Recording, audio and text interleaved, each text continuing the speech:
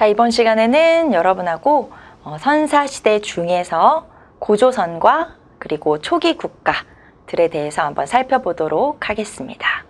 자, 여러분 교재 같이 보시면서 자, 단군과 고조선부터 보도록 하겠습니다. 자, 고조선이라고 하는 나라는 우리나라 최초의 국가죠. 자, 이 최초의 국가는 언제 생겼냐? 바로 청동기 문화를 바탕으로 생겼다. 즉, 청동기 시대에 국가가 생겼다. 라고 보시면 되겠고요. 여러분 아마 이 숫자 굉장히 익숙하실 거예요. 단군 왕검이 기원전 2333년에 고조선을 건국했다. 많이 들어본 내용이죠. 자, 동국통감이라고 하는 조선시대의 서적에 의하면 이렇게 연도가 구체적으로 언급이 되어 있습니다. 그래서 기원전 2333년에 단군 왕검도 굉장히 익숙하시죠? 단군 왕검이 나라를 건국했다. 자, 어느 시대라고요? 바로 청동기 시대에 고조선이라고 하는 나라가 생겼고, 자, 그 다음에 이 고조선이라고 하는 국가는 바로 여기 뭐 족장사회에서 생겼다, 가장 먼저 생겼다라고 나와 있는데, 군장국가라고 하는 단계로 생겼구나. 군장국가라고 해서 아직 왕은 없습니다. 그리고 군장이 통치하는 그런 국가 형태를 말하는 거고요. 자, 여기서 군장은 우리가 익숙한 바로 단군 왕검이라는 명칭이 되겠습니다.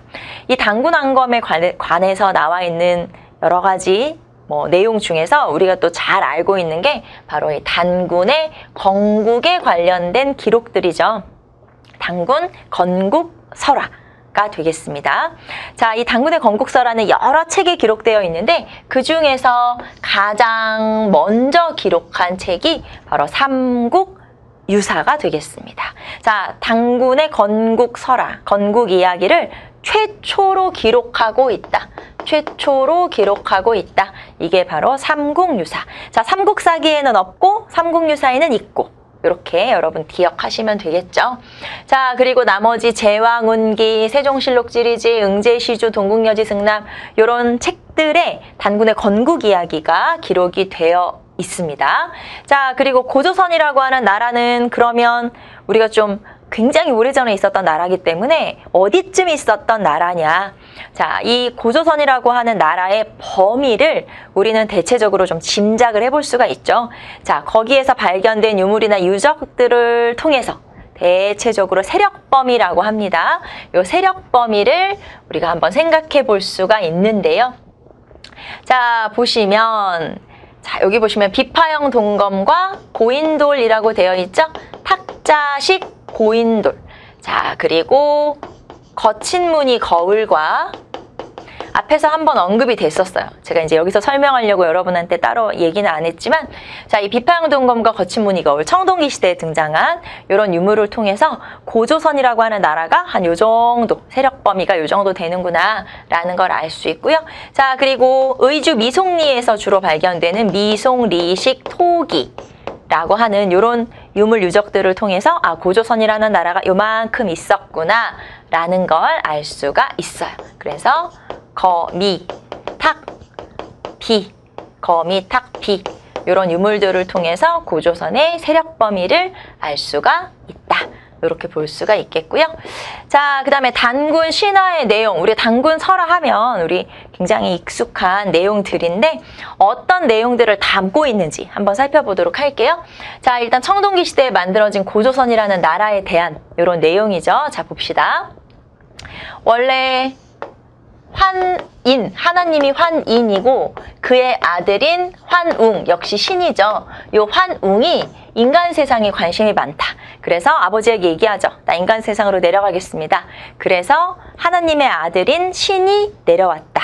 그래서 이 인간들을 다스렸다. 자, 우리는 선택받은 민족이구나. 즉, 우리의 조상은 하늘과 연결되어 있구나 라는 걸 나타내는 걸 선민사상이라고 합니다. 그래서 선민사상을 가지고 있고 그런 내용을 담고 있고, 그 다음에 환웅이 내려올 때 풍백우사운사,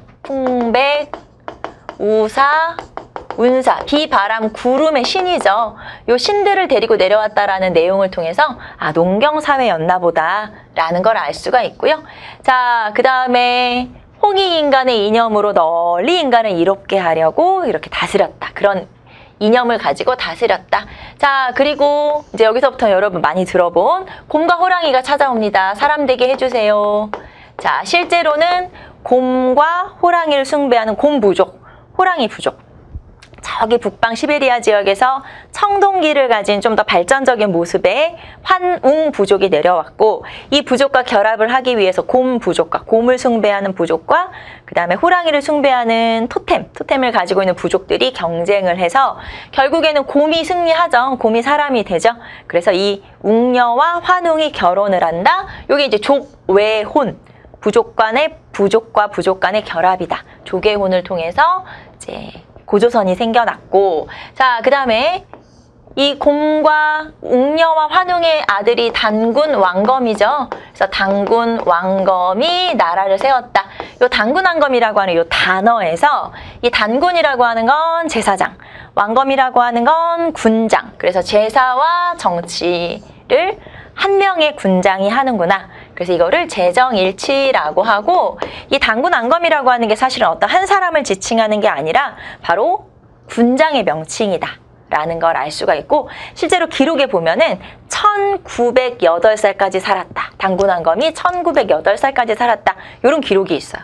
근데 사람이 한 2000년 살 수는 없으니까 아마도 군장이라고 하는 요 존재가 쭉 대를 이어서 이렇게 이제, 예를 들면 우리 대통령 또 따로 선출하면 사람은 계속 바뀌잖아요. 대통령이라는 직책은 그대로 있고, 그런 것처럼 단군 왕검이라고 하는 군장이 쭉 이렇게 이어지다가 여러 명이 있겠죠.